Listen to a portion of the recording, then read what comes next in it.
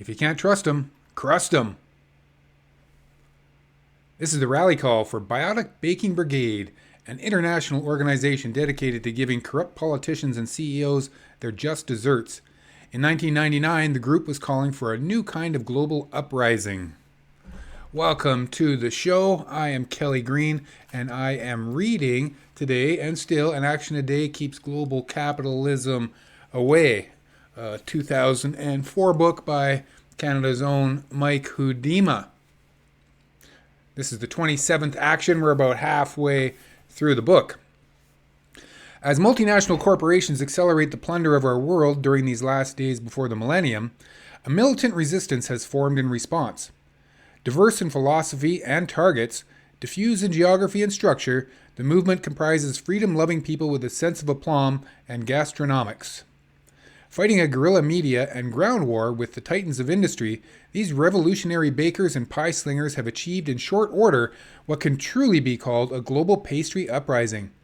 This uprising has its roots in the belief that our planet is not dying, it is being killed, and the ones doing the killing have names and faces. Pie slinging is 4 on the fun scale, 4.5 on risk, and only 1 on resources. Since last October, over 40 prominent corporate executives, politicians, economists, and sellout NGO leaders have received their just desserts for crimes against people and the land. The groups and individuals involved in this unique form of pyrect action have declared their opposition to the neoliberal platform. Clear governments out of the way, deregulate financial markets, hoodwink citizens into trusting the invisible thumb of the market to protect them, and legislate corporate dominance through such trade agreements as NAFTA, GATT, and the MAI. There is one large problem here. Under our judicial system, actions like those of the Biotic Baking Brigade or Les Antidotes, based in Quebec, are illegal, and you can be charged if you participate in them, including assault with a weapon if the pie is hot enough. That said, the brigade has a long history of action. We have a website to look at, bioticbakingbrigade.org, and for Les Antidotes, www.antidotes.ca. I will check that out, and if they exist, look in the show notes and have a look on your own. For the jail and fine-averse, there is a legal variation on the pieing theme that can be used as a fundraiser, as well as to raise issues. We have all either been to or seen on TV pie-throwing contests in which local celebrities stick their heads out of a hole in a wall and get cream pies chucked at them for a good cause. In the action we're suggesting, since most corporate criminals do not want to appear at your events, you can make masks of corporate criminals or their political lackeys, get a courageous friend to don one, and get eager participants to line up and throw away. You can make masks by downloading pictures of the pie targets off the internet, laminating them if you want to last, and taping them to a plastic mask. This event is a great stress reliever and can actually raise some cash. And the trebuchet? Pie throwing device? Why pie slinging? The treatise of the Biotic Baking Brigade pretty much speaks for itself, but it's worth repeating that more people need to have their just desserts. Embarrassing someone in public is sometimes the best way of ensuring that a message gets heard loud and clear. A pieing will almost certainly be covered in the news, and it may even hurt the company's bottom line or blemish the politician's reputation. The legal version of pieing can do a few things: highlight an issue of community concern, local, national, international, provide people with a fun way of releasing stress, and raise money. For instance, you can highlight the craziness of the President of the United States, whether he is advocating oil drilling in Alaska or invading a foreign country, or the machinations of the Canadian Prime Minister, or you can address a more local issue. Unfortunately, people are more likely to pay attention to a pie-throwing contest than they are to attend a rally. Better yet, the contest can be part of a larger rally. What you need: a large board with holes for people to stick their heads through, whipped cream, and pie plates. You also need an image to represent the political or corporate criminal. This can be full mask from a costume store or a photocopied and blown up picture pasted onto a piece of cardboard. Now, that's a pretty tame pie throwing action. It just kind of ends there. We have, of course, and it referenced earlier in the chapter, actual real life pyings of real life politicians and corporate CEOs and other nefarious folks. So get baking. And when you're done baking, get puppet making. Number 28, puppet making. 3.5 on fun, low on risk at only 1, but heavy on resources at 4. Anytime you can use a puppet, do so. This is another golden rule of actions. We try to use puppets all the time. My favorite puppet moment was when Prime Minister Jean Chrétien came to town. We heard about the Prime Minister's plans to give a short speech outside a local Liberal MP's office. And so we turned the same-sex kissing booth, see Action 29, into a corporate confessional booth, lining it with corporate symbols. We set it down outside the office and had an actor representing a corporate priest and me as a giant Chrétien puppet. The puppet was only a head puppet, but once on my head, turned me into a figure about 8 feet tall. The puppet was impossible to ignore, especially with megaphone in hand. Once in place, Puppet Chrétien confessed his sins to the corporate priest, but it wasn't until the real Chrétien arrived that the fun began. Puppet Chrétien introduced himself to Jean Chrétien, then tried to proceed inside the MP's office to deliver a speech. The puppet was stopped and refused entry. However, the puppet did not go quietly. Instead, it threatened to pepper spray the crowd. Eventually, the real Jean Chrétien delivered his speech to the crowd gathered outside, but of course Puppet Chrétien was there too. The flow of Jean Chrétien's speech was perfect because it allowed Puppet Chrétien to respond to each line. When the Prime Minister said he had balanced the budget, Puppet Chrétien would list the social programs that were cut to do so. When Chrétien talked about job creation, Puppet Chrétien was right there to say that most of the jobs created were minimum wage, which means that the workers don't even meet the poverty line. And when Chrétien thanked the organizers, Puppet Chrétien thanked the corporations that had funded the Liberal campaign. The action was so effective that it made the gathered Liberal supporters laugh, proving once again the benefit of doing actions with a sense of humor. The crowd could well have become hostile, but this good-natured, fun approach instead brought them together to laughter and even to a kind of participation in the show. Actions are always about bringing out issues, not attacking people. Why puppet making? Puppets are fantastic. They enable you to be anything from the Prime Minister to a giant needle to a dragon. Through the use of puppets, you can distill complex issues into simple stories that are accessible to everyone.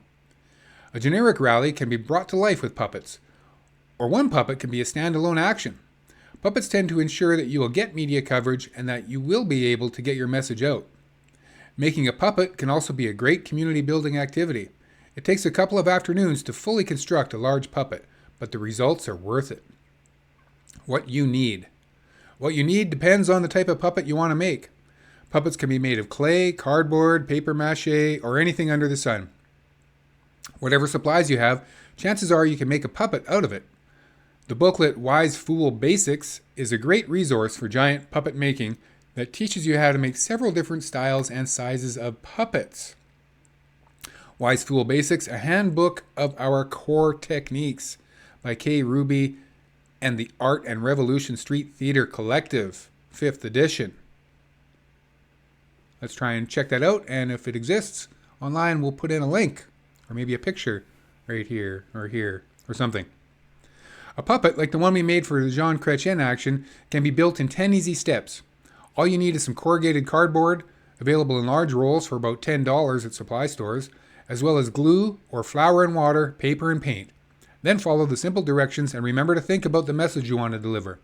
Make sure it's not just a puppet, but a puppet with your message or slogan on it. Number 29 action, same-sex kissing booth. My first ever kiss with a boy happened at this action designed by my partner. Stockwell Day of the Canadian Alliance Party, now part of the New Conservative Party of Canada, was one of the easiest targets ever to hit the Canadian political scene. He has spoken out against abortion and gay rights and has been accused of being racist as well. During his campaign across Canada in the 2000 federal election, Stockwell stopped in Edmonton for 2 nights. First Nations groups, women's organizations, members of gay, lesbian, bisexual, transgendered, GLBT, groups, and other activists all came out to a protest against him on his first night in town. The small group I was with brought 3 things to the protest: a giant puppet, see Action 28, the corporate whore action, Action 41, and a same-sex kissing booth. The booth generated significant media attention and ended up being the catalyst for a great photo of me kissing a boy. The shot appeared in the Edmonton Sun, and it eventually even garnered a prize for the photographer. Why same-sex kissing booth? Effective actions use cultural familiarity and symbolism to make their points. Kissing booths carry that symbolic baggage for most North Americans. The same-sex component twists the symbol and amplifies the point of your action. This action is fun. It enables you to get a little closer to your friends and bring awareness to a persecuted community in our society. It's inclusive and allows everyone to participate if you're willing to confront social norms. The visuals are great and the message is clear. The kissing booth doesn't require any rehearsal or lines, which is always an asset. What you need. The first thing you need is a booth. And this could be as simple as ours was at the Stockwell Day event, a refrigerator box with a sign. It could be as complicated as a wooden stand, like an old school kissing booth. See Action 10, information booth. In this case, I preferred the cardboard variety. Even though you lose a little of the visual, a cardboard booth is easy to make and easy to transport. You can strap it to the roof of a car. After that, all you need is an appropriate location, some willing participants, and you're ready to kiss and tell. Number 30, bring your own security. Whenever major politicians come to town, they bring their own security, which makes it difficult for activists to get close enough to ask questions, engage them in conversation, with a puppet, or offer them a big check for services, not rendered. So the trick is to bring along your own security personnel. We did this in 2001 when the Federal Liberal Party held a convention in Edmonton. The main item on the agenda was planning for the following year's G8 summit to be held in Kananaskis, Alberta. The delegates included the Prime Minister. 3 of us drove to the Mayfield Convention Center in a 1980 Toyota Corolla hatchback. When we emerged from the car, we were in complete security apparel. A suit, dark sunglasses, shiny shoes, and a fake earpiece. We also had brought along a safety vest, which we left in the car for the second half of the action. Leaving one person outside, 2 of us walked into the center and positioned ourselves on either side of the main door. For some reason, perhaps due to the large security presence, bad communication, simple ineptitude, or because we really played our roles well, we didn't arouse suspicion, at least at first. We started by nodding at the delegates as they passed, periodically fingering our fake earpieces.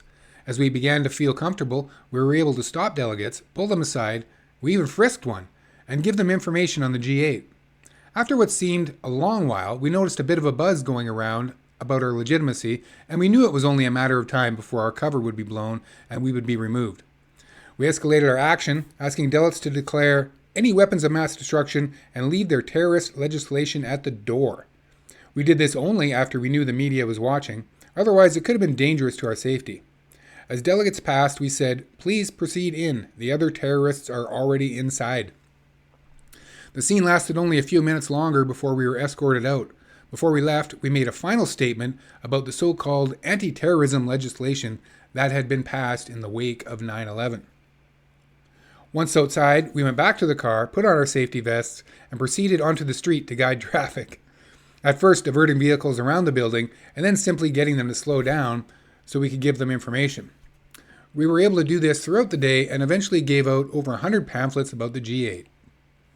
A variation, Big Brother.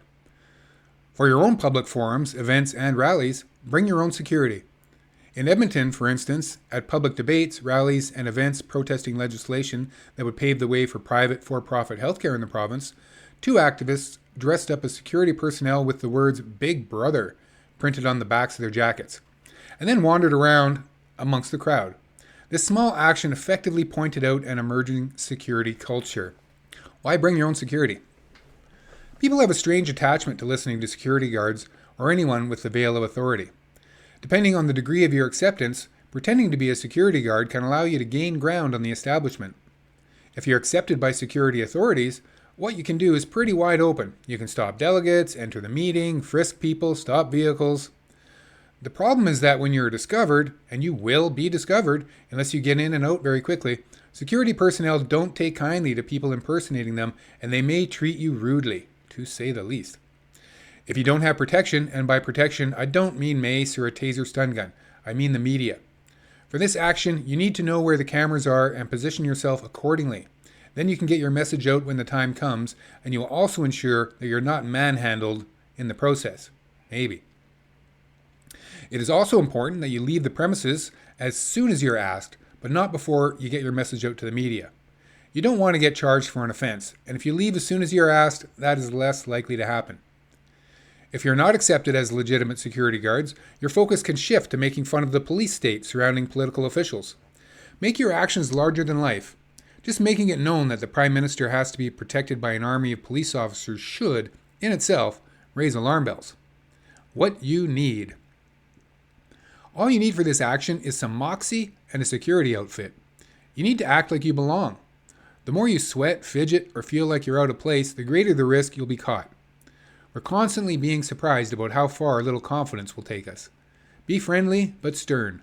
Try to act like the security guards you see protecting the president in movies, or mimic real-life examples. For your outfit, a suit and tie from your local thrift shop can do the trick. Don't go with a plaid or anything too strange. A nice solid black or dark blue is perfect.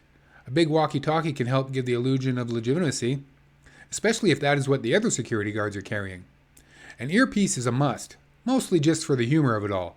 You can get one by buying the Undercover Officer kit at your local toy store. The kit will give you most of the gadgets you need for the operation. You should also plan the message you want to deliver after you're discovered, and have some information ready to give the press or any other individuals about what you are doing and why you are there. Solid, critical information is always key to a good action. And that's 30 actions now, read aloud by myself, Kelly Green, on my YouTube video channel. If you like this content, you can get it in real life. It's an actual real book with real words written by a real person, and I'm a real person. This is still my real voice so far. So thanks for watching. Thanks for supporting, liking, and subscribing, and doing all those things. Come back for number 31, Earboy. Okay, see you later.